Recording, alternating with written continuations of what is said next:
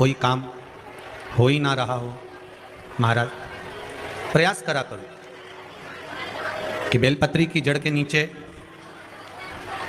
जाकर प्रयास करा करो कि लाल चंदन का जल, लाल चंदन को घिसकर कलश में उस चंदन को डालकर जल भरकर उसको बेलपत्री की जड़ के नीचे सींचन करने का प्रयास करा करो। एक बहुत ध्यान देने वाली बात है कि अगर मान लो कि कहीं पैसा अटक गया है, नहीं आ रहा है, बहुत अथक प्रयास कर लिया,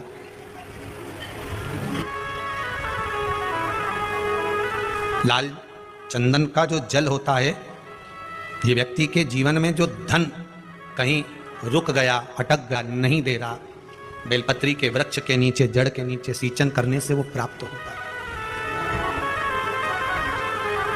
अथर्ववेद में छंदो ज्ञान उपनिषद में दोनों में, अथर्ववेद में भी वर्णन है और महाराज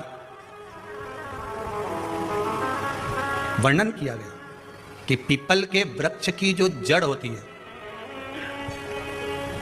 बेलपत्री के वृक्ष की जो जड़ होती है और आंवले के वृक्ष की जो जड़ होती है, इसके नीचे स्वर्ग का निवास होता है। किसका निवास है? स्वर्ग का निवास है। अथर्ववेद में भी कहा और छंदो उपनिषद में भी वर्णन करा। एक पीपल, एक बेलपत्र, एक आंवला, इनके जो जड़ है उस जड़ के नीचे स्वर्ग का निवास। ये जहां लगे बस एक बात का ध्यान रखिए उसके लिए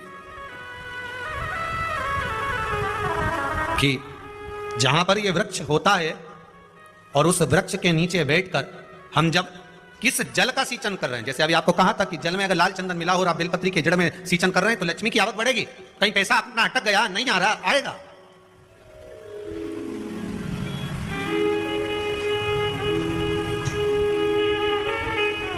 पीपल की जड़ में इत्र का जल, पीपल की जो जड़ होती है उसमें इत्र का पानी, थोड़ा सा जल, उसमें थोड़ा सा इत्र का भाग हो महाराज, और आप भगवान पीपल देव, पिपलेश्वर महादेव का स्मरण कर कर पीपल की जड़ में अगर जल चढ़ा रहे हैं और मान लो शरीर में कोई कष्ट हो गया है, शरीर में कोई रोग हो गया है, कोई मालूम पड़े ये हाथ 4 दिन से दुख रहा है या 4 दिन से ये नस दब गई है या ये कमर दब रही है, तो आप 2-4 दिन कर देखो।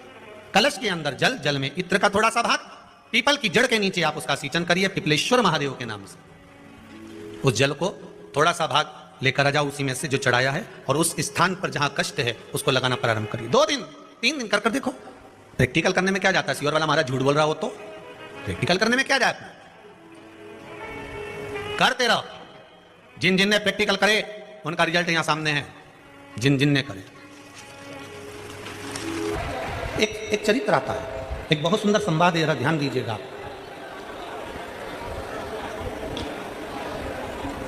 जिस व्यक्ति की बीमारी खत्म ही नहीं हो रही, कभी पाँव में दर्द आ गया, कभी कमर में दर्द आ गया, कभी पीठ में दर्द आ गया, कभी सिर में दर्द आ गया, कभी आंखों में तकलीफ हो गई, कभी दमा चलने लगा, सांस चलने लगी, कभी डॉक्टर को दिखाया तो थायराइड हो गया, कभी मालूम पड़ा कि मेरा कोई ब्लड कम हो गया, कोई प्लेटलेट कम हो गई, कोई कुछ हो गया, कोई कुछ हो गया। डॉक्टर को दिखाओ। हमने कल भी कथा में कहा था, परसों भी कहा था कि डॉक्टर शिव का एक रूप होता है, उसको दिखाओ। डॉक्टर जो दवाई दे कुंदकेश्वर महादेव के नाम से उसको खाओ।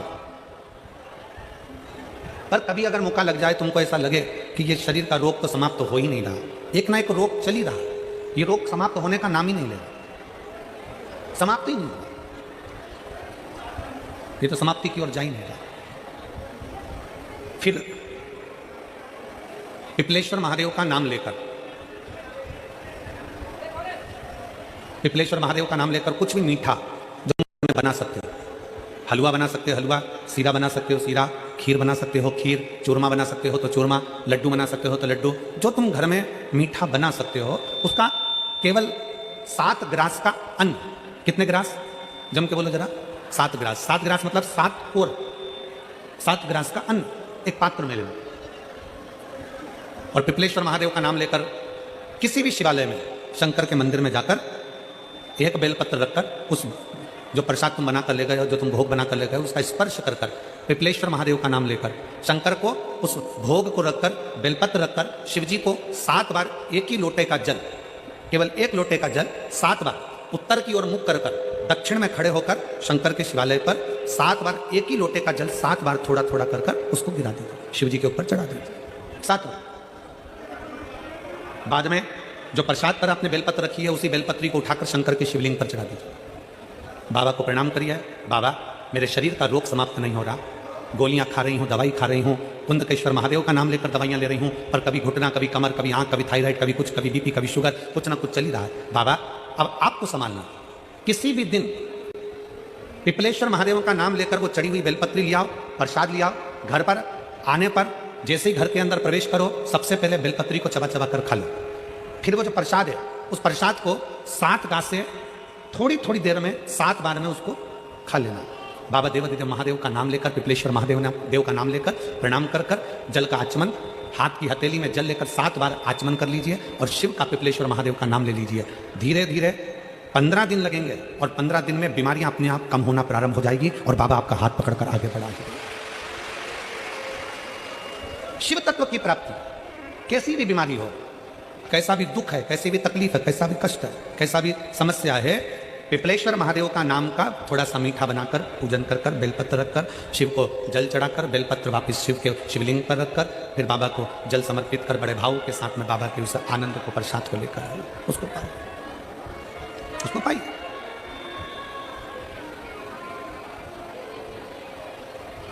हर भाव के साथ, विश्वास के साथ।